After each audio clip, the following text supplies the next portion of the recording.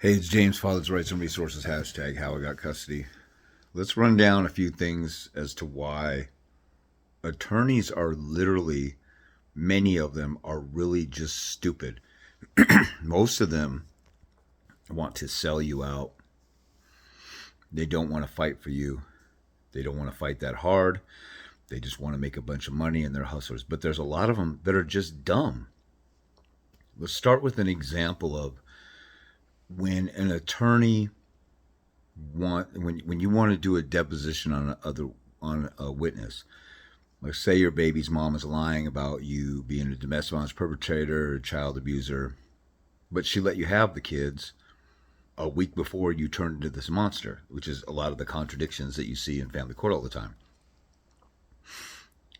So, you watch my video on depositions and you're like, I need to do a deposition. I need to get her testimony. I need to catch her in contradictions and pick her apart and see why she's lying or when she thinks that I started this domestic violence. You know, the reason why I talk about a deposition being the number one tool and weapon available, and attorneys don't even attempt to tell you that it's an option.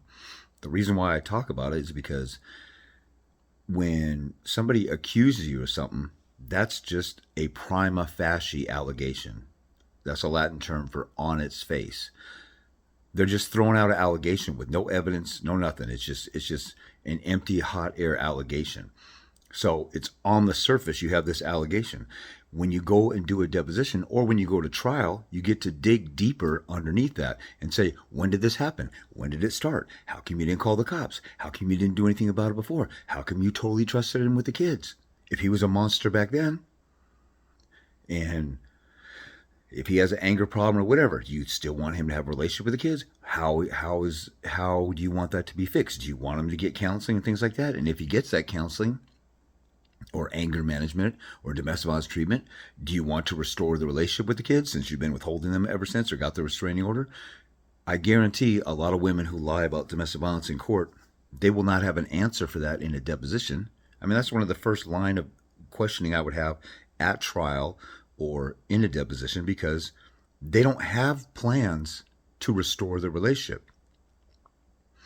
People out there who live in an alcoholic family, a wife in an alcoholic family who's a good woman, cares about the kids, wants to keep the marriage together, doesn't want to break everything up.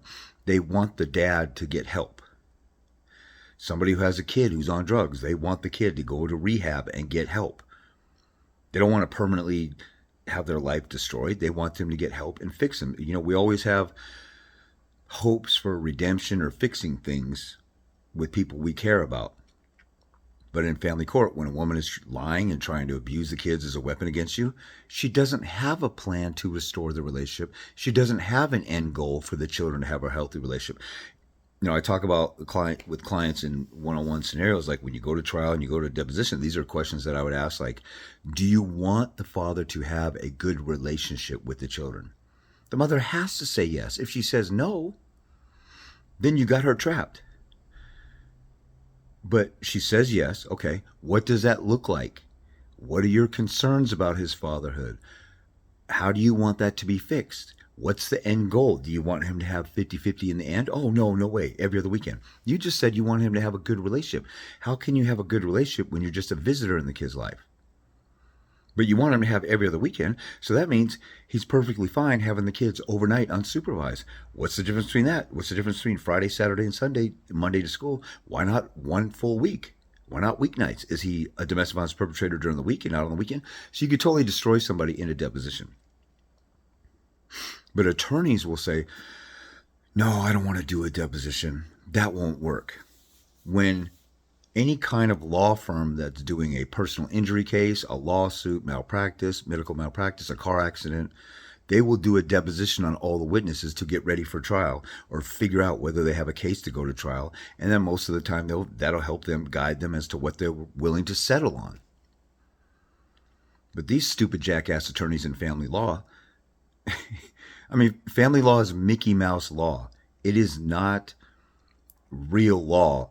And lawyers who don't practice family law, they frown upon family law attorneys because they're Mickey Mouse, low end, low rent, juvenile, legal 101 practitioners of law. It's dysfunctional, and attorneys who don't practice family law think family law attorneys are a joke. So one thing that proves that attorneys are stupid is they will usually say something like, oh, we don't want to do a deposition and ask them questions. That will show our cards. A lot of attorneys won't do a deposition for you, and it's happened with a lot of my clients because they think asking questions before trial will tip off the other side as to what my questions are at trial. This shows how stupid your attorney is if that's how they think. If you ask a question right now, or the line of questioning about domestic violence, and you're going to have a domestic violence hearing coming up, when you go to the restraining order hearing or domestic violence hearing, you don't know what they're going to say. You're totally in the dark. So when they take the stand or when you question them, if you have a chance to, or they come in, sometimes it's just a 5-minute argument on either side, and they tell a story, your attorney might get caught with their pants down. Like, what is that about? What are they talking about? I didn't hear that when we were briefing for this hearing. Like, I don't remember them saying that. If they do a deposition, they already know all their answers and all their statements. So when you do a deposition, they are tipping you off to what all their reasons and basis and underlying arguments are below the surface of these prima facie allegations. You get the insight and all the answers, but your stupid, jackass, moronic, airheaded attorney says, oh, we don't want to tip them off and let them know what our questions are. That's also stupid because they can't change their story. If you ask a question in a deposition and it gets recorded by a court reporter under oath, they can't change their story at trial. And the other thing is that your attorney's so stupid that they can't think of, because they can't. These are just normal, regular people who went to law school, and the average normal, regular person is stupid. And mommy and daddy bought them a ticket to law school, and they got through law school, and now they don't have any street sense or common sense or stuff that it takes to fight and win in family court. The other thing is that if you ask some questions, you lock in their answer to your questions, and then you can spring a new question on them based upon that. For example, let's say you say, you ask them a question at trial or at the hearing, or you talk about what they said at the hearing and say, look, this person, they let them have the children overnight, send them a text message saying, you're great, I love you, and all this other stuff. And in the deposition, they said they had no fear whatsoever back then. And then all of a sudden, the timing happened right at this time. And that's the time that the father broke up with her, or the father cheated on her, or whatever. This is a vindictive vendetta that she has against him. And then she turns around and says, something like, oh, well, no, that isn't how it happened. Well, then she just lied in the deposition. You got her caught. Or you put her on the stand and you got her locked into the timing of the situation, and you didn't remind her that, her allegations are on December 1st, 2023.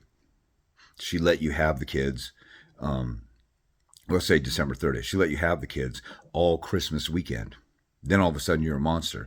And then in her deposition, she said, oh, well, it happened before. So you're willing to let the kids be around a domestic violence perpetrating monster. So obviously you don't really care about their safety.